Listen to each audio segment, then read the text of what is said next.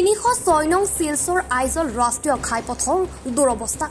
শিলচৰৰ পৰা মিজোৰাম সীমান্তৱৰ্তী লাইলাপুৰলৈ যোৱা পথছোৱাৰ মাজত প্ৰকাণ্ড গাঁত, যাৰ ফলত প্ৰায় সংঘটিত হয় পথ দুৰ্ঘটনা। পথছোৱাৰ এই জৰাজীৰ্ণ অৱস্থাৰ বাবে যোৱা বুধবাৰে আন এক ভয়ংকৰ পথ দুৰ্ঘটনা সংঘটিত হয় চৈয়দপুৰ চতুৰ্থ ব্লকৰ কটাগাছথালা অঞ্চলত। যাত্ৰীবাহী অটো আৰু বাইকৰ মাজত মুখামুখি সংঘৰ্ষত আহত হয় দুজন লোক। ঘটনাৰ পাছতে স্থানীয় ৰাইজে আগবাঢ়ি আহে আহতসকলক উদ্ধাৰ কৰি চিকিৎসালয়লৈ প্ৰেৰণ কৰে। উল্লেখ্য যে 306 নম্বৰ ৰাষ্ট্ৰীয় ঘাইপথৰ জৰাজীৰ্ণ অৱস্থাৰ ফলতে প্ৰায় দুৰ্ঘটনা সংঘটিত হৈ প্ৰাণ হেৰুৱাইছে কেইবাজনো যাত্ৰীয়ে।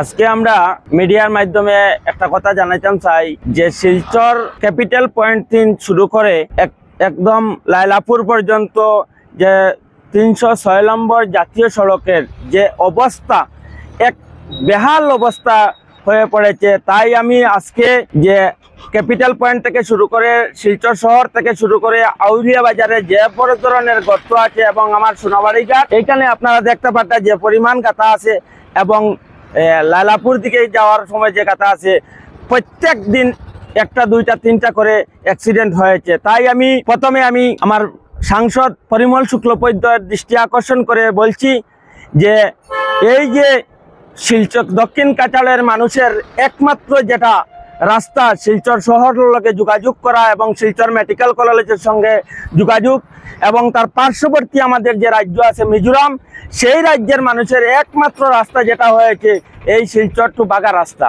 সেই রাস্তার যে অবস্থা, বেহাল যে অবস্থা, সেই বেহাল অবস্থার জন্য আমরা NHITর কর্তৃপক্ষের কাছে আমরা অনুরোধ করছি এবং আমার নতুন সাংসদ পরিমল প্রাক্তন মন্ত্রী পরিমল শুক্লবৈদ্যর কাছে আমরা বিনম্রভাবে অনুরোধ করছি। আমরা দেখতে পাচ্ছি যে বিগত দিনে উনি পার্লামেন্টের মধ্যে যেভাবে এই জাতীয় সড়কের কথা তুলে ধরছেন, উনাকে আমি ধন্যবাদ জ্ঞাপন করছি এবং তার সঙ্গে একটি অনুরোধ করছি 306 নম্বর জাতীয় সড়ককে একটু গুরুত্ব দেওয়ার জন্য। যেহেতু এই সড়ক দিয়ে উনারও গড়ছে হয়েছে, উনার প্রাক্তন যে বিধানসভা কেন্দ্র আছে সেই কেন্দ্রের মানুষের একমাত্র রাস্তা হয়েছে সেই রাস্তা। তাই প্রত্যেক দিন আমরা দেখতে পাচ্ছি সোনাবাড়ি ঘাট, আউলিয়া এবং কাবুগঞ্জে প্রত্যেক দিন অ্যাক্সিডেন্ট, একটি দুইটি তিনটে করে একজন দুজন মানুষ নিহত হয়েছেন। তাই আমি বিভাগীয় NHITL এবং আমার বর্তমান সাংসদ এবং আমার বিধায়কের দৃষ্টি আকর্ষণ করি এবং তার সঙ্গে আমি ডেপুটি কমিশনার আমার রুহনজা মহাশয়ের দৃষ্টি আকর্ষণ করে বলছি অতি সত্বর এই রাস্তাটা মেরামত করার জন্য আমরা বিনম্রভাবে অনুরোধ করছি। সোনাইৰ পৰা গুলশান আহমেদ খানৰ ৰিপৰ্ট, এনি ভাৰত 24।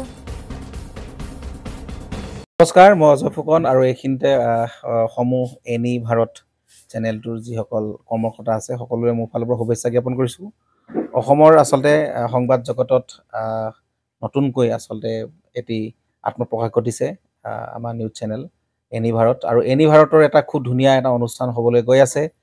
সকলোৱে জানে আমাৰ সকলোৰে মৰমৰ হাৰ্টথ্ৰব জুবিন গাৰ্গৰ গানে কি আনে, আচলতে জুবিনদাৰ সেই গীতৰ আধাৰত আমাৰ হিৰুদাই লিখা সেই গীতটি গানে কি আনে, এই গানে কি আনে নামৰ এটি তেওঁলোকে সাংগীতিক ৰিয়েলিটি শ্ব' কৰিবলৈ গৈ আছে আৰু 15 আগষ্টৰ পৰা গোটেই আৰম্ভ হ'ব। প্ৰথম অডিশ্যন অসমৰ ধেমাজি জিলাত আৰম্ভ কৰিব।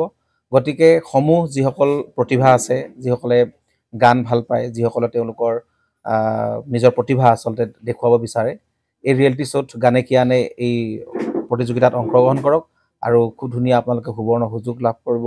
লগতে ইয়াতে পুৰস্কাৰ আছেই, বিভিন্ন ধৰণৰ উপহাৰো আপোনালোকে লাভ কৰিব আৰু লগতে এগৰাকী প্ৰতিষ্ঠিত আচলতে এগৰাকী শিল্পী হিচাপে অসমৰ সাংস্কৃতিক জগত আপোনালোক প্ৰতিষ্ঠা লাভ কৰিব। গতিকে গোটেই অনুষ্ঠানটোলৈ মোৰ ফালৰ পৰা শুভকামনা থাকিল আৰু লগতে এই অনুষ্ঠানটোত আপোনালোকে অংশগ্ৰহণ কৰিব। আমিও আছোঁ আৰু সকলোকে আমি লগ পাম। ধন্যবাদ।